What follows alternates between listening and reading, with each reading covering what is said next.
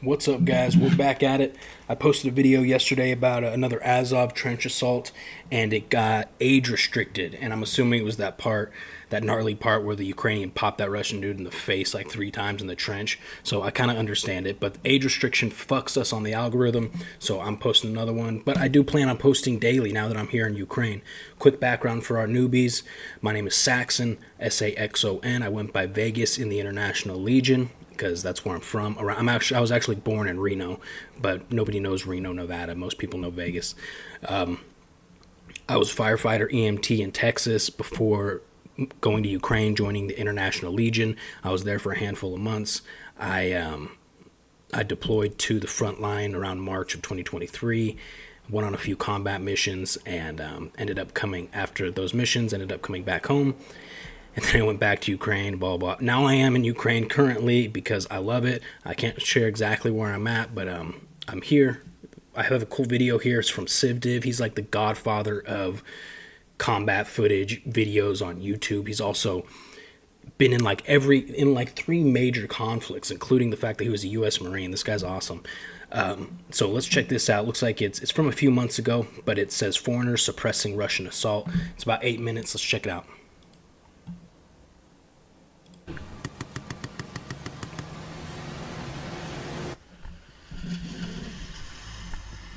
Yep. I was there in winter. Looked very similar to this. This looks like closer to spring, huh? Okay, this is given by our friend Skippy. Takes place on the Road of Life. For those of you who don't know, the Road of Life is basically the hellhole of a road connecting Bakhmut, or going into Bakhmut, which is like modern day Stalingrad. And the Road of Life they call it that because that's how you would get reinforcements, resources, supplies, stuff like that. But I had a few buddies, I actually had 3 friends die in Bakhmut. Shout out Kyle, Cole, dentist, rest in peace, guys. And I remember them telling me on the Road of Life there was just people on the sides of the road. They remember when they would infill and exfil, just people on the sides of the road dead. One of my buddies, Carlos, who was injured in Bakhmut, shout out Carlos, I know you watch these videos, he said they look like dogs. He said it was so sad, nobody deserves to die like that, and he's absolutely right. So anyways, that's the Road of Life, connects to Bakhmut, shithole.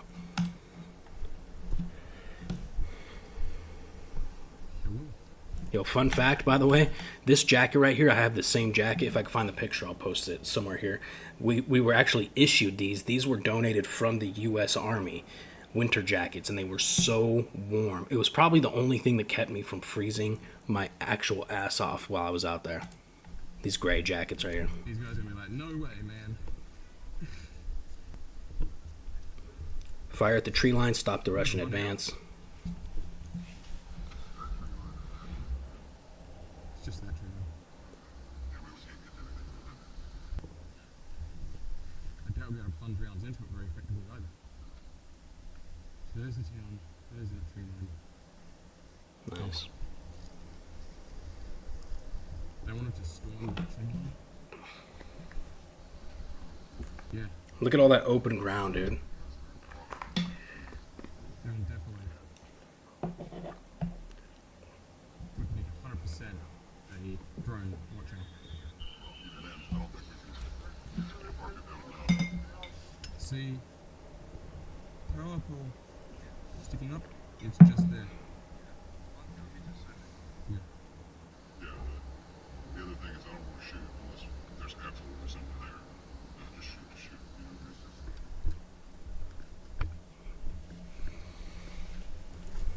It's 50 cal.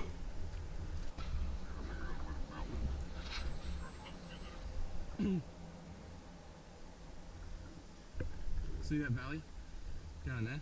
Yeah. We can get accurate details on that. That's our best bet. For a fire mission at least. And we can shoot it from the front of the trench, not from here. Out in front of it? No, like Oh, okay. the entrance. I've seen some couple of traces. There's some small arms fire back and forth across there to our friendly positions somewhere in there. So do you know position the feeders in this direction? I saw them on the hill, that hill. on the very top. But they have not come down the hill. Okay. And in this valley here, just across to the left, same, just on the hill, not down. Saw a flash from the top of that ridge. Yeah. So they got the cracker. That's a vehicle.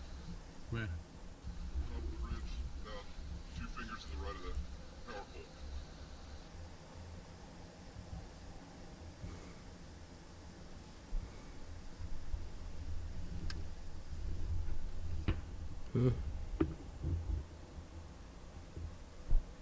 Jeez, look at his rifle. That looks sweet, man. Yeah. Looks like a DMR. See the smoke? Yeah. They're up there. Okay.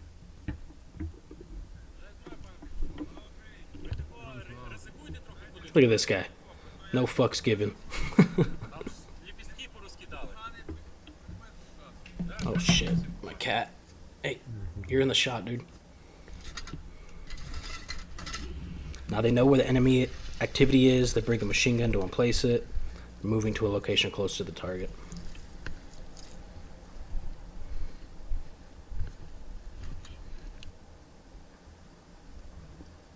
Someone up there shooting rifles? I doubt it. I'm gonna see you. You look like anything else in this tree line. Just. Wait, can you get that other can of ammo ready? Yeah, can do. Okay, I'm shooting 1230 on that pylon from here with your binoculars. Yeah, I took a rough estimate from the map. And we've come a lot further from the tree line than I thought we did. Someone's gone ham with a machine gun. Whoa! That was a whistle. Yeah. Not at us, just near us.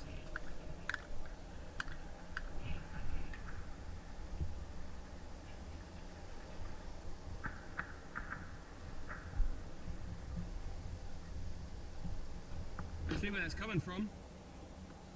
I can see the flash. It's coming from the end of the tree line down there. You know, the one that continues down then stops in the field?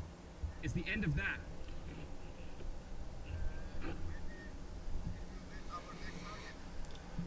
Yeah? I would say that's good for our first target. We would have to move the gun completely, but are we sure that that's 100% Peters? 100%? Yes. No chance that's Ukrainians. Just confirming. It's from here. Yeah. No, it's not our position. It's Peter's 100%. Ready? Postrail!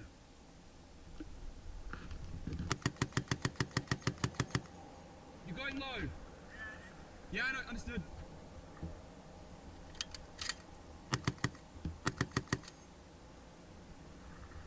No impact seen.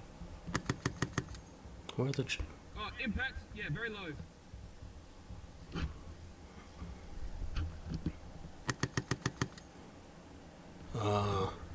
Yeah, that dirt looks soft. Nothing seen. Oh, you guys can't even see that. Low, up 10. Sorry, I'll read it. Right 10.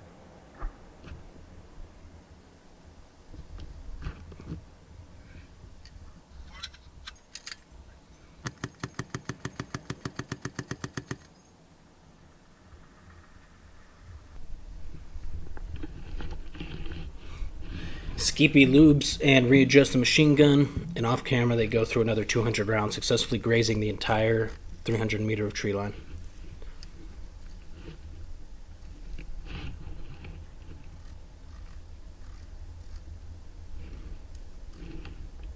That's a sweet spot though, honestly.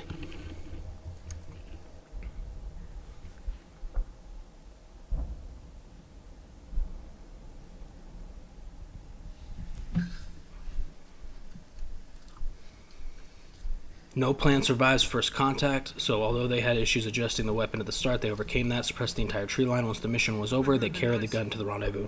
To radio from trench. Not stand here with Dick.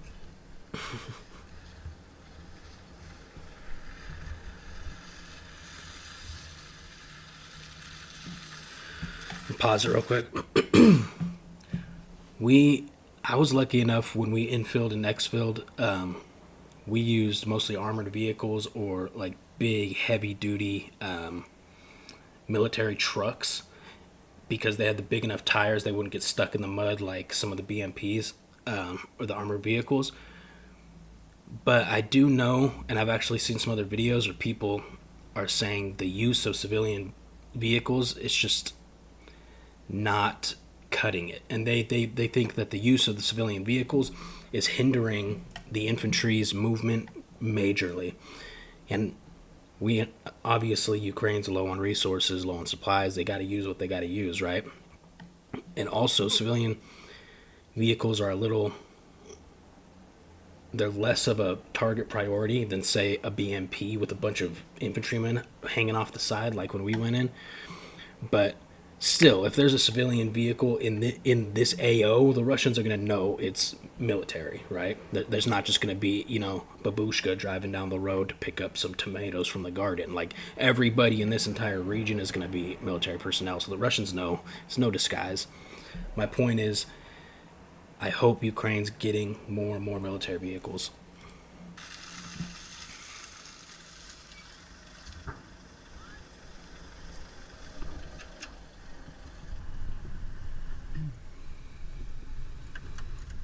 They head back to the rear having done their job and prepare for the next mission to come.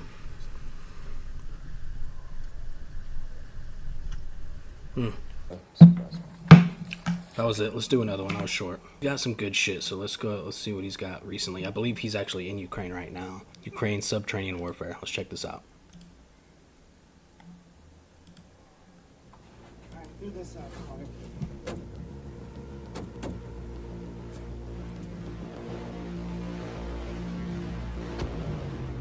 Just as I suspected, war tunnels are here to stay, and we see them being implemented not only in the Middle East, in Gaza Strip and such, but also in Ukraine. We're going to talk about that today because I've been in the front line recently, and there's so much I want to talk about. When we talk about Ukraine and war tunnels, obviously they don't have these giant tunnel networks that I experienced in Iraq and Syria, but they do have a pretty baseline idea of subterranean warfare, such as blindages.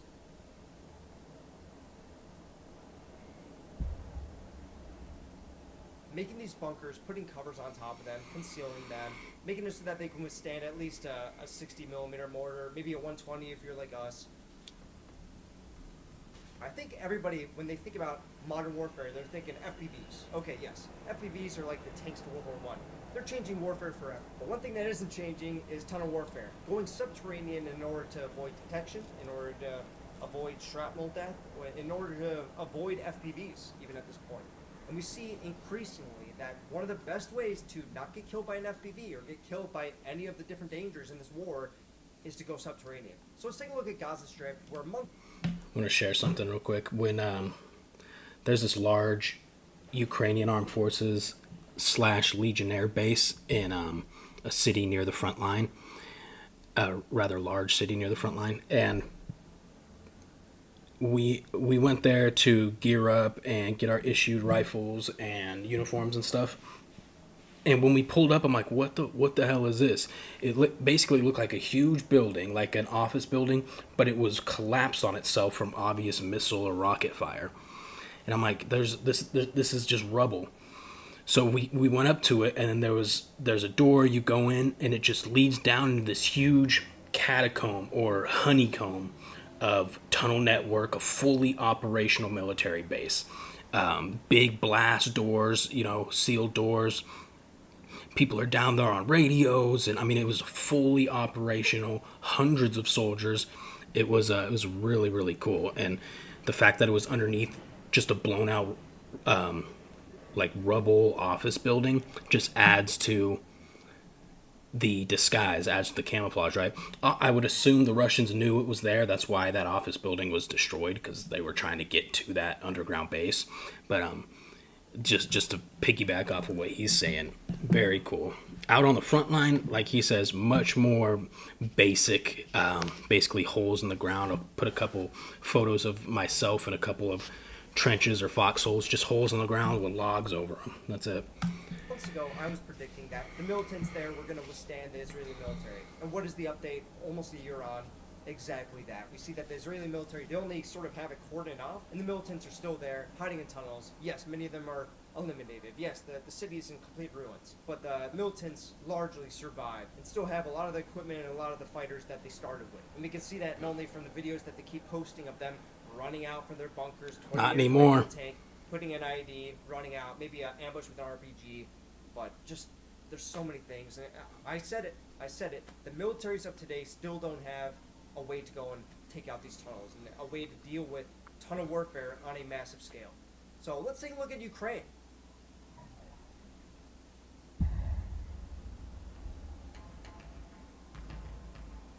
I think a lot of people, they think Ukraine is just FPVs. It's open trench lines where you can just kind of observe people.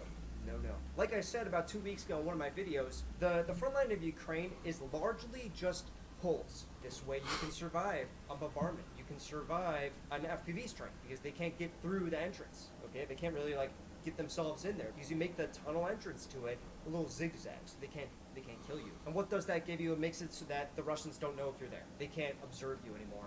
As soon as you get in there, you are unobservable and almost unhittable unless you put a $100,000 precision strike on it. We've survived BADs, we've survived grads, we've survived absolutely everything, FPVs. When I look at the Russians as a recon operator, they are not in a trench line. I'm not like observing them just like walking across the trench line with their heads bobbing up and down. I barely see them unless it's a specific time of the day where they are doing a rotation, or maybe they're moving from one basement to another, and that's what I want to say. They're in a village right now. The entire village is smoldered to the ground, okay? It's been like the front line for like 2 years, and it looks just like what I would imagine the Gaza Strip would look like right now.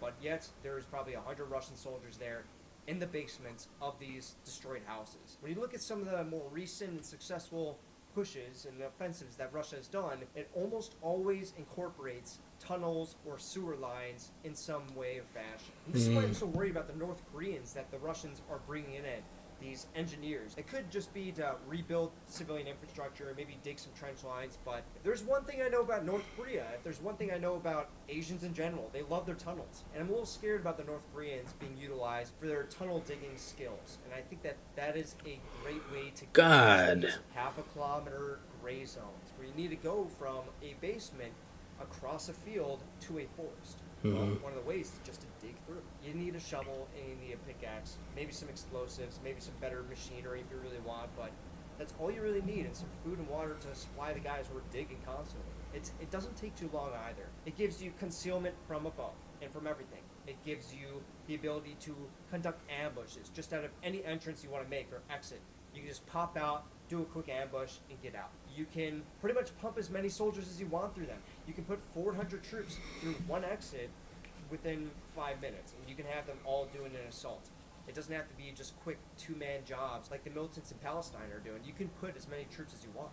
And again, that's what we see Russia utilizing. And you know, it's not just Russia. We see Ukraine. I mean, the way that Zelensky a year ago was able to go down to, I think, close to Robatna was because he was in the tunnel networks that they made there. And I think that we're going to see that more and more. We've seen videos from the Kharkiv region where the Russians have still not yet taken over that area or even reached that line, but there is bunkers that are underground and they're connected. It is a war tunnel. Zaporizhzhia has them both sides, Russia and Ukraine. Obviously, FPVs are a huge threat right now, and the militaries don't really know what to do with them, but same with war tunnels. What has Israel done? They've used these like foam bombs, they've used drones with wires, that way they can get some connection as they go down into the tunnels. But overall, what is the end result? They were not able to take over these tunnel systems. Maybe little short little bits of it, but they don't go deeper, and it's for a reason. If they get a casualty... I mean, everything he's saying is spot on, but this is a handful of months old, and just as of recently, Israel has announced that they have pretty much annihilated the majority of the enemy in the tunnels and Hamas in general, which is cool. I think Israel is, as far as modern militaries go, the people with the most experience in modern conflicts, absolutely Israel and Ukraine. They're dealing with the drones, they're dealing with the tunnels and the trench lines. In there, nobody's coming out. If they reach an area that the Hamas militants are, all the Hamas militants need to do is just pop their AK around the corner. Maybe they're smart and they put a little freaking $5 explosive on the side, maybe cemented into the walls of the tunnel, and they let a claymore go off, and they kill a whole group of them. I've seen rumors that Israel was going to go and pump the tunnels full of water from the sea. I mean, that happened in some cases, but it didn't like drown them. It didn't take over the entire system. And again, if an exit or an entrance is covered, just dig for like half a day and you can make a new exit, new entrance, and you can even flank the guys who are watching the entrance that they had just taken over. Maybe they're pumping water in. Okay, I'm just gonna dig up from here, and now I'm in a new place. They don't even know where it is because they can't see from above. I literally just do it in a half a second, and then I take them out. Subterranean warfare and tunnel warfare can be utilized in many different ways. By having just a bunch of pocketed villainages, these bunkers in the ground all across the Ukrainian front line, you don't have the ability to move from one location to another unseen. You have to go out of it, run to the next one, and yes, you can get killed during that time. But once you're in there, it's hard to keep track of who's in which hole. Okay, maybe you move your drone for a half second, and then you bring it back. Somebody move from there right, and just run to that next hole? Who knows? So you never really have constant surveillance over who's in which blindage and who's in each bunker. What that means for the infantryman is that many times when you're walking through the forest, you don't know if there's a trench system or a bunker unless you're like 5 meters away, especially in this dense foliage that we have right now in the summertime. You don't know. You just don't know. Even when you see it from the top-down perspective of a drone, when you're on the ground, the reality is that you are looking through bushes in order to find just a tiny little like trail that leads to a bunker. And the thing is, yourself as a defender of the Ukrainian front line, where you're looking at these holes, or maybe you're in the hole, you have a live stream of where people are. You know the area that you're in more so than anybody else in the world, including the Russians. And when they say that there's Russians 100 meters away from you, all you need to do is just look at the drone feed. Oh, they're right there. And you can pop out, even just shoot through the foliage and go back to your bunker. And the Russians still don't know where you are. So it gives a huge advantage to the defending army. And what is the end result? The militants in Gaza, they're still holding on to their ground. The YBS that I was in, still holding on to their ground. YPG, the different Kurdish groups all across the Kurdish areas, still holding their ground. And Taliban. Look at Ukraine, pretty much holding on to their ground. Russia is just pumping numbers into this attrition war that they started to go and break through these lines of subterranean defenses. So hopefully you learned something. I just want to revisit this topic and talk about how it correlates not only in Iraq, but also in all these different wars that we're seeing. Cool. Big shout out to CivDiv, man. Like I said, he's the man.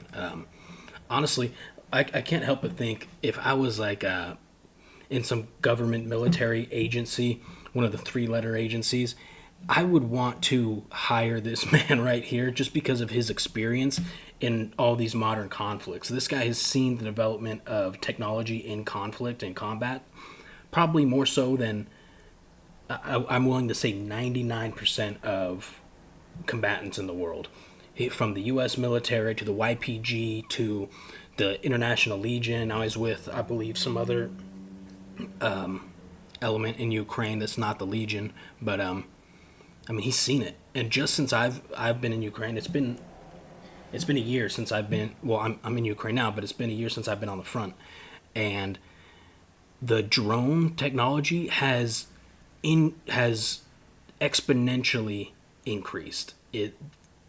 It's incredible. Like, we were worried about FPVs out there. Primarily, when I was there, they were dropping the grenades from the drones. That was like our main worry. My platoon commander actually ended up dying that way. They dropped a grenade by him, took shrapnel through the neck. But now they've got jammers for these things. They have different ways of taking them down, using shotguns like with bird shot to pop them out. Different drones have longer attack distances, bigger batteries. They can hold larger ordnance. I mean, it's drastically increasing the potential of these drones. But let's leave it at that.